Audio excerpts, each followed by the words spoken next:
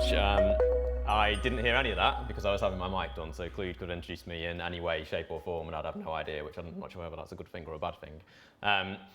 Last time at London Hug you had Brian Halligan. This time you've got a northerner who speaks too fast and is only just big enough to see over the top of this lectern, so I apologise in advance. People at the back of the room, I do exist. Good morning. When Clued asked me to come and speak at this event, I started to think about the thing that I could speak about that would give the most value to everybody here. I've been to Hugs before, but I've never spoken at one.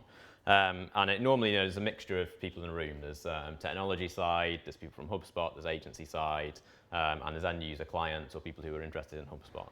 But I thought the thing that it will eventually unite us all in some way, shape or form is the relationship between clients and agencies, right? So I genuinely believe, how many agencies or technology side people are here? Just a quick hands up. Audience participation is the most hated phrase in English language, but that's the only one I'll be. Okay, so relax. This is not an anti-agency pitch by any means. I genuinely believe that the agency-client relationship is one of the most important relationships that you could have.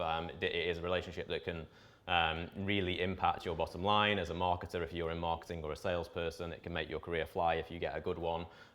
So leveraging that agency-client relationship properly and making it work in an ideal manner is a big advantage for businesses. And yet, we've probably all been in supplier-side relationships that haven't quite gone as planned. We've all taken on technology and kicked it out at some point. So what goes wrong, and how can we make it go more right?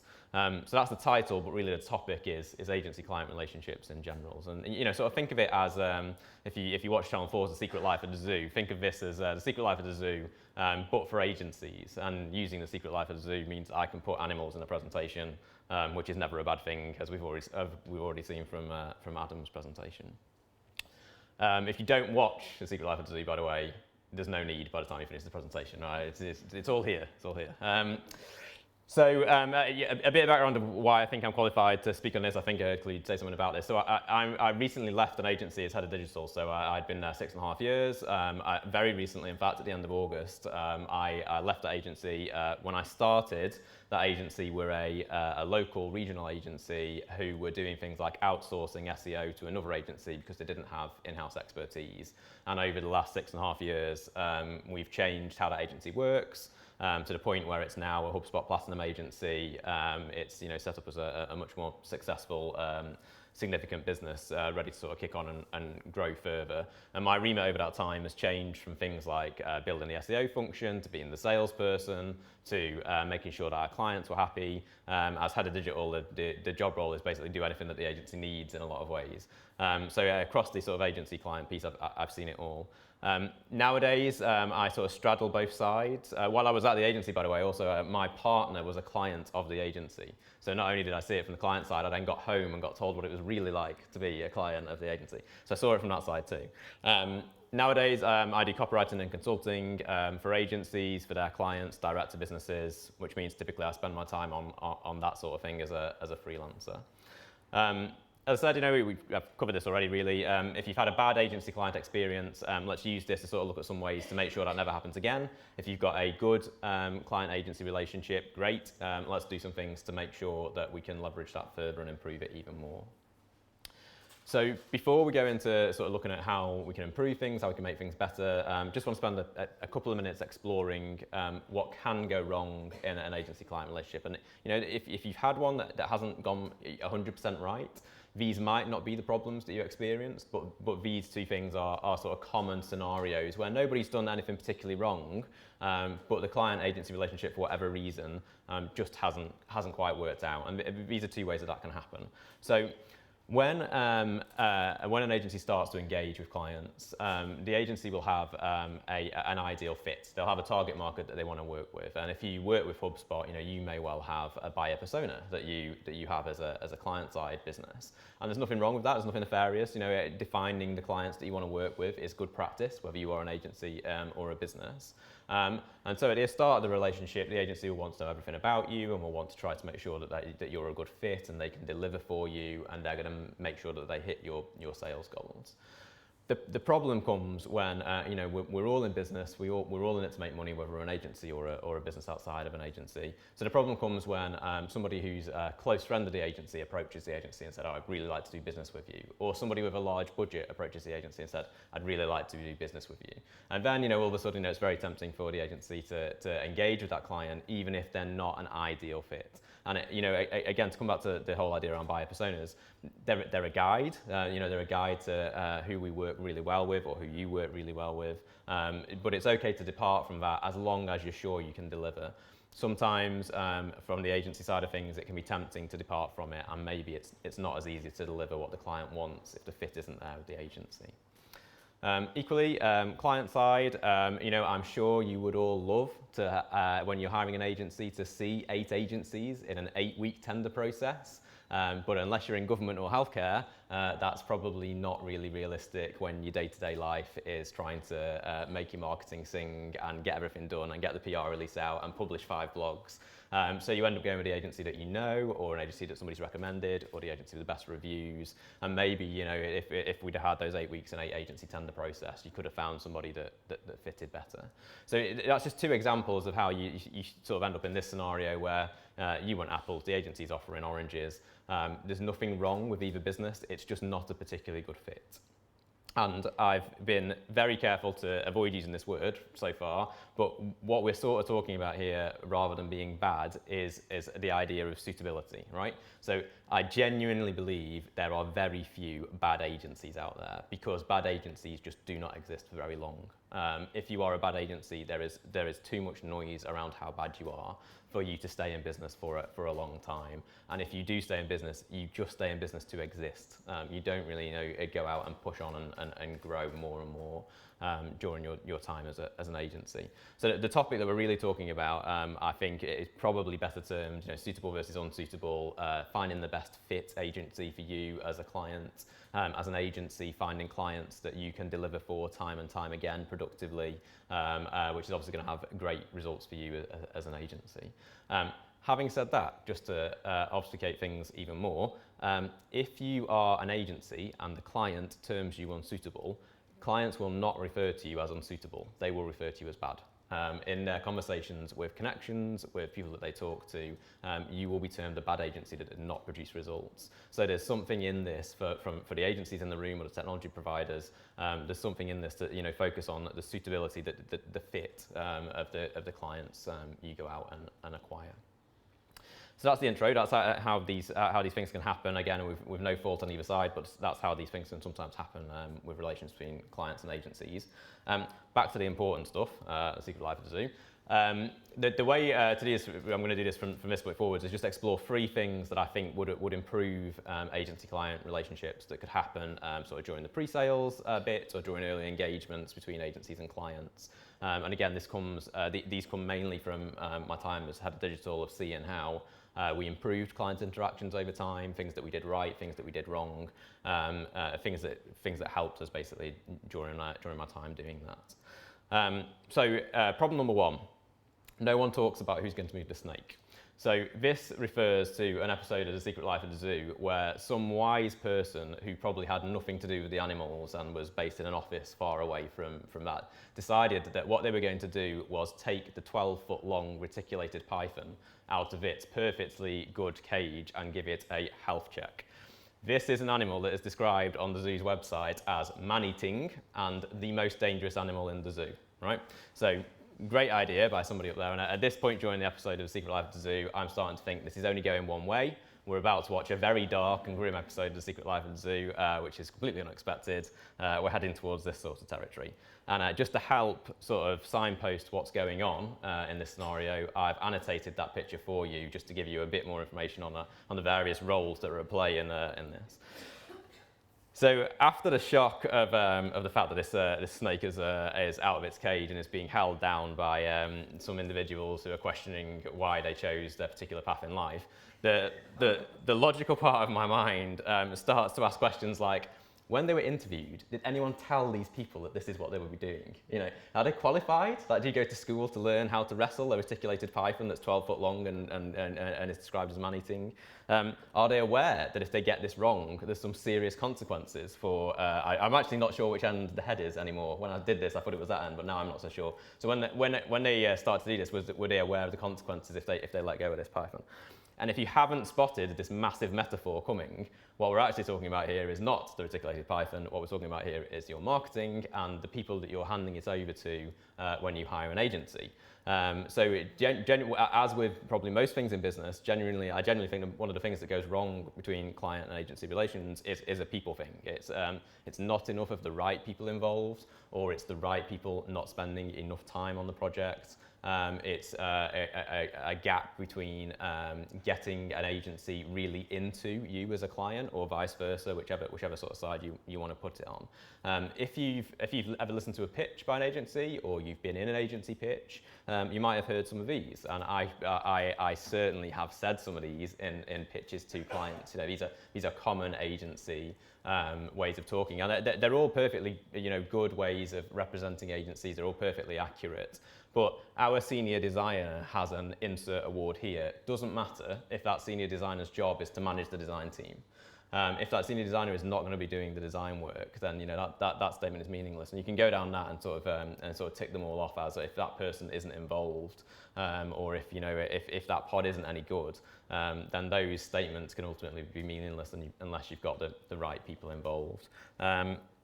So I would argue that what you want to get to as either agency or client is this sort of situation where you know everybody who is going to be on your team. You wouldn't hire people into your business without so much as knowing their names, and you certainly wouldn't hand over the keys to something as important as your marketing. The agency should have done some of the vetting on the team that is going to work. That's their job. They should be hiring good people, but that doesn't mean that as a client, on the client side, you can ignore it completely. You know your business better than the agency, no matter how much time they spend learning about your business. So get to know who it is that's going to work on your marketing, and try to figure out whether they're a good fit for you. Try to figure out whether you would hire them ultimately. When I had to think about this, the easiest way that I can sum this up, that slide's got a bit ski with, but never mind. The easiest way that I can sum this up is, you're sold on the agency. You buy what the agency's offering. You buy the ethos, you buy the approach, you buy the past performance, but you are really buying the people that are going to work on your project. You are hiring in manpower, expertise, knowledge of the individual people. So make sure that you're comfortable with that. So problem number one, no one talks about who's going to move the snake.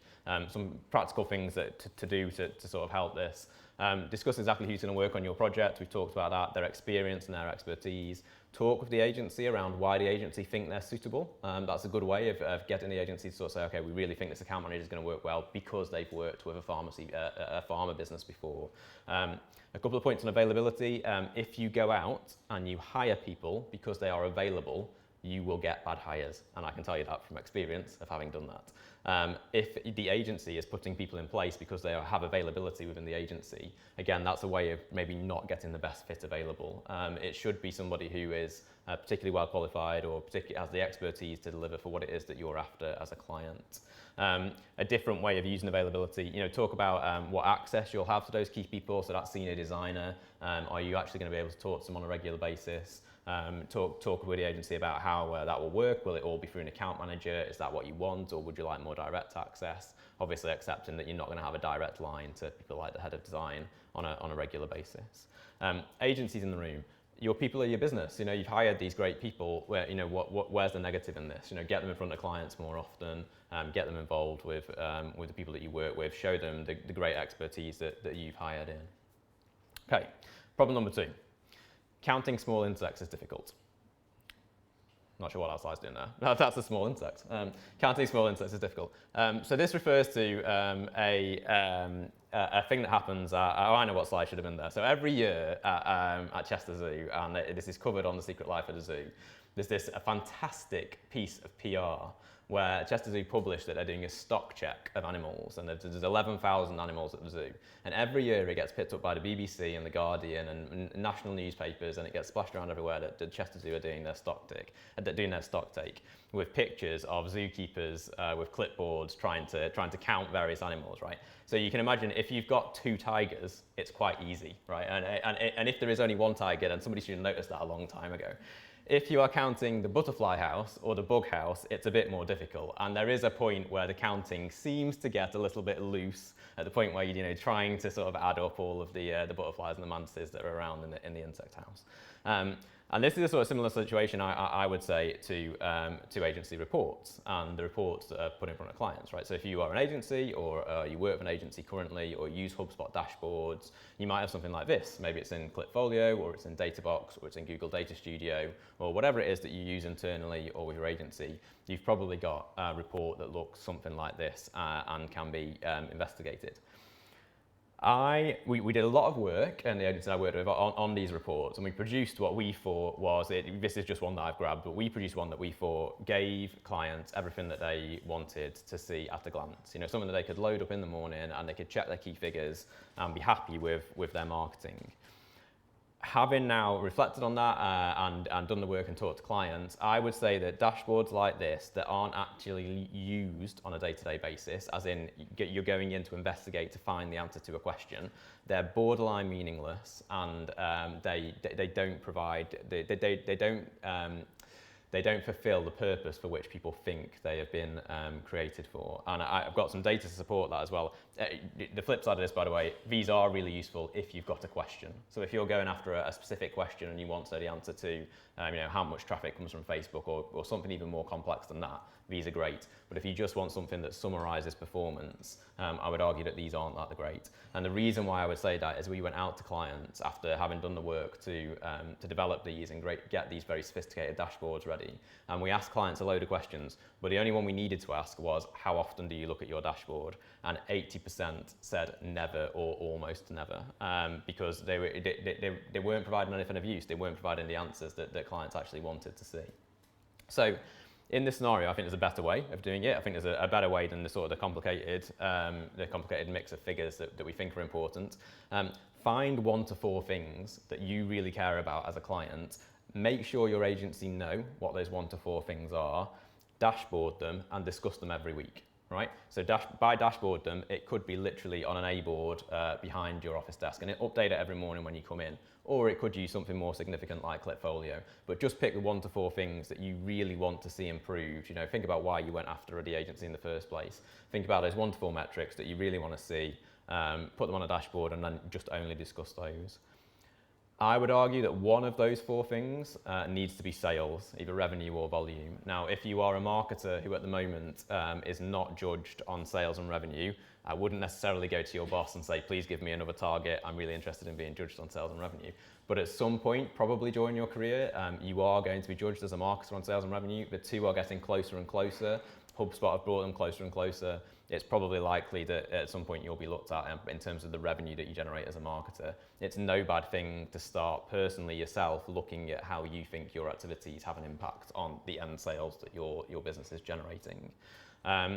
If you don't talk about one of your 1 to 4 things each week, just get rid of it. It's not that important. When you put it on there, I'm sure you thought it was, but if it's not coming up in regular conversations with an agency, it's just one of those dashboards. It just doesn't matter to you that much. I know you thought it did, but the evidence is there if you're not discussing it with an agency. And again, agencies, complete clarity on how you're going to be judged by your clients. And that is a challenge in the agency environment, knowing exactly what it is that clients want from you. If you implement this sort of system, you're going to know exactly what clients want, exactly up to 4 metrics that you want to see, that clients want to see improved. What's not to love about that? That's a perfect scenario for an agency in my mind. Okay, final one. Baby rhinos don't appear by magic. This isn't going to be a section about the birds and the bees. Rather, this is going to be a section about Chester Zoo's brilliant conservation breeding centre. So, as I say, I'm from not far from Chester. I'm lucky enough to be able to go to Chester Zoo quite often with my young lad. You can't go to Chester Zoo with a gap of more than sort of 3 months or so without there being another baby animal appear. Right? I can't read that on the screen, but their conservation program and structures are great.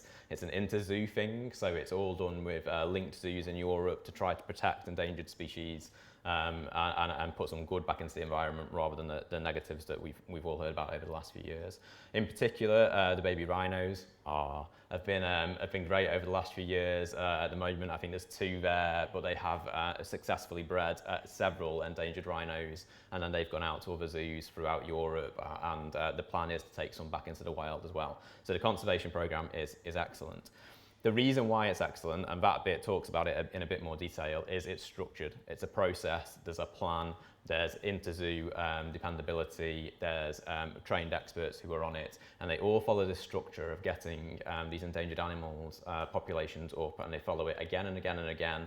And I'll come back to this, if you do good things more often, you end up with good results. And yet, in 2015, when there was a survey around businesses who use structures and processes, 63% of businesses said they only occasionally had documented processes, and only 4% said that they always had documented processes. And I would say that is probably fairly representative of the agency world. Processes within the agency world are complicated and sometimes difficult. Yet, structure and process is a huge part of agency life. If you're client side and you've not worked with an agency, or you've not seen the inner workings of an agency, a lot of it revolves around structure and process. And the way I'd encourage you to think about it, again, if you've not worked agency side, is how difficult is it to stay on top of your own marketing or your own sales, or if you're an MD, to stay on top of everything it is that you deal with within a business. It's really bloody difficult. Now imagine doing that 10 times over, 50 times over, 100 times over if you're a big agency. It's impossible without structure and process.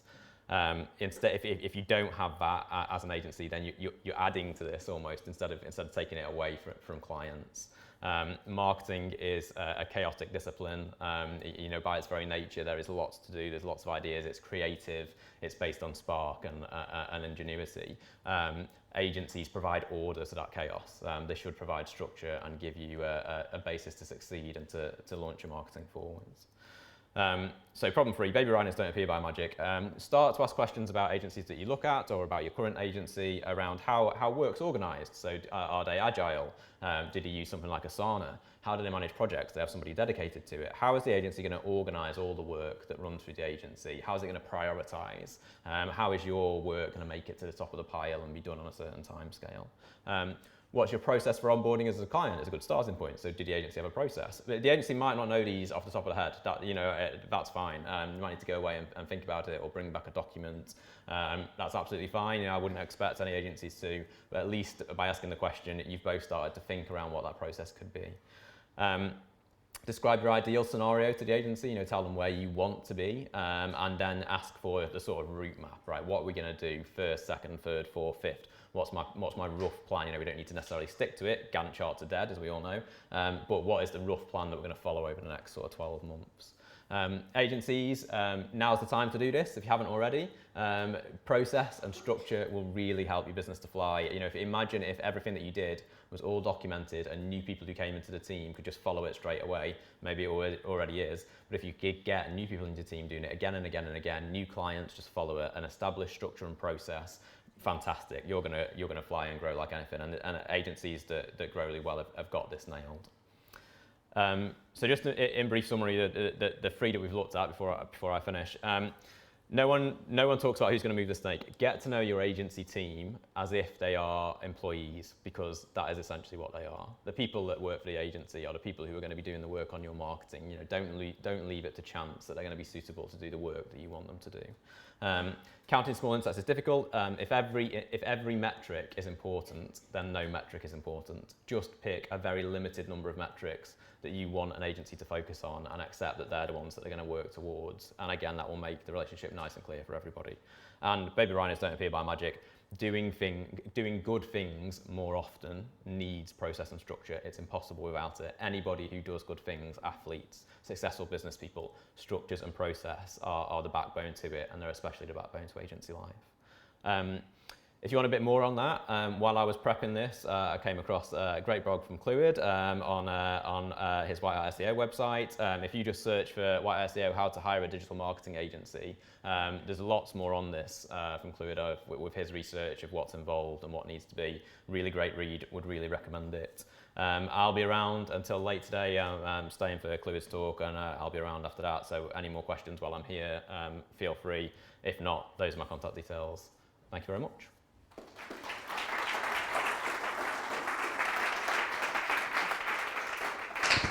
So do we have any questions for Sam? There must be some curiosity about the agency world. Now's the time. I'm around afterwards, like I said, Okay. so if you want to talk to me afterwards, feel free to grab me. Go on. Just one question. You mentioned getting a structured plan at the start of the onboarding process, and then you mentioned it kind of like a speed talk, Gantt charts instead. Yeah. Up in my head, like, so what's left? So if you follow a Gantt chart, right? So Gantt charts, the process of a Gantt chart. Gantt chart. There's a very famous story about Gantt charts, which if you read the book on whatever the other process that I just mentioned is that I can't remember the name of. If you've read the book on that, you'll know that Gantt charts were first created in the First World War. So that's where Gantt charts came from. And the plan was, right, we're going to do this, this, this, and this, and then it'll all follow forwards and all run smoothly. Nobody has ever followed a Gantt chart like that. Gantt charts just don't work like that. Gantt charts only work if they're active, and you have a plan at the start, and then the Gantt chart sort of moves around, and you accept that things are a bit more fluid. But I don't think not having that overall picture, not having that overall picture is a worse thing than having it and moving it, if you follow me. So. Just as a consultant, right, like the strength of a Gantt chart is the visual overview. You can simplify the process for the client, get them on that journey. Overcomplicating that process sometimes leads to confusion and chaos, and it's hard to sell the process. Yeah. So my whole point was, if you don't use the Gantt chart, and we say that instead, how do you then take the potential client and then take them in their hand and then show them the road that you will embark them onto? Yeah, I agree completely. So I think the Gantt chart shows the overall structure of where you want to get to and where you want to get from. But I would strongly recommend there is some acceptance from both sides that what's going to happen in week 8 as far as the Gantt chart is concerned might not quite happen in week 8, and that's the plan. But actually, if we get to week 8 and the thing in week 12 is now more important, we're going to move that forwards to week 8. That's the sort of agile approach. I still think the Gantt chart is useful because it shows you where the overall project is going. People who try to follow it rigidly, and the thing in week 8 has to stay in week 8, otherwise it doesn't move. I don't think that works anymore, and I think that's why I say the Gantt chart is borderline dead. I think if you follow an agile methodology, then that gives you the flexibility to address issues as they arrive. You have to be pragmatic, and you have to look at a project as a series of changes that are not necessarily anticipated. The analogy I would put it is something like you're raising money, you go to the bank, you put together a business plan, or you go to VCs, and you put a lot of money into these, creating these complicated spreadsheets, and everybody looks at them, and you argue with them, with the accountants and everybody else, and it all gets signed off, it gets put in a drawer, and it never gets looked at again, right? I mean, it's a good guide, but it's any kind of plan. I don't know if it was Churchill who said that, falls apart when it meets reality or it meets the enemy or whatever it is. It's a starting point. And it has to be, many clients as well, from an agency point of view, will refer back to an initial plan and say, well, we're not here yet. We're not doing exactly, And there's reasons for that. And you need to have an open relationship with the client. And it needs to be a partnership where things are fluid and they change. And everybody's got to understand that. And that's when a really good agency partner-client relationship works well. It's when it becomes rigid and everybody refers back to contracts, and you said this and we said that, then it all starts falling apart. Yeah. Question, Charles. When you decide, you said the staff in your agency should be treated like the staff in the client. Yeah. When you decide when that situation might change, so over a period of time, the agency staff either become full-time employees, or the client decides to have those full-time people in his own business. So Are there some roles which are best apt for that? right, I get it. So just repeating the question. Yeah.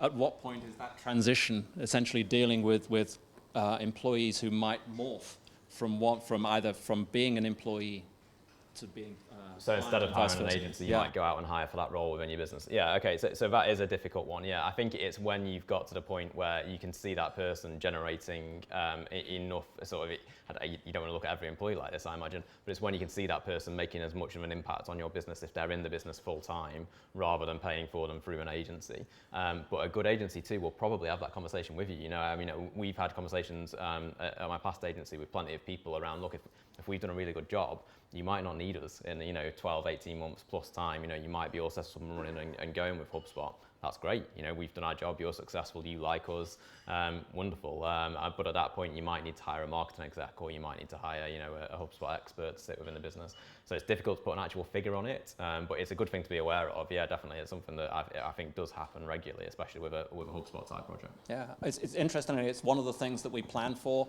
with many clients from day one. We will do what we call skills transfer. So we'll take on a load because the client doesn't have the capability to scale, right? And we will, because we've got the team, we've got all of the people, we can do all the things they want to do. But over time, as the client grows, they might want to either take that, some of those roles internally, or potentially even all of those roles internally, or to build a team outside of their organization, which they can manage and we can advise. And I think a good agency is completely comfortable with that. Yeah, they shouldn't be constantly trying to keep it internally, keep it under their control. An agency's goal should be the success of the client. Yeah, because that's going to give you more referrals, it's going to give you more business. Everybody wins. Sometimes agencies can be a little closed on that and say, no, we just want to be the sole source of all of this kind of stuff. It's an interesting conversation. Yeah. Okay, what we're going to do now, break for coffee. Before everybody runs off, it's one of the things I've actually asked a couple of times. It seems to work. There's a number of people in the room who might be looking for work. Freelancers, contractors, maybe people going to be moving jobs. There's an awful lot of people in the room who might want to hire people. It's sometimes difficult for the two to meet. This type of forum is actually quite a good place for that to happen. So all I'm saying is that if you're either in those groups, have a cup of coffee, hang out by the coats. It's a place, right? Talk to people. And come back in approximately half an hour. I'll give a shout when we're all back and kicking it all off again. Thank you so much.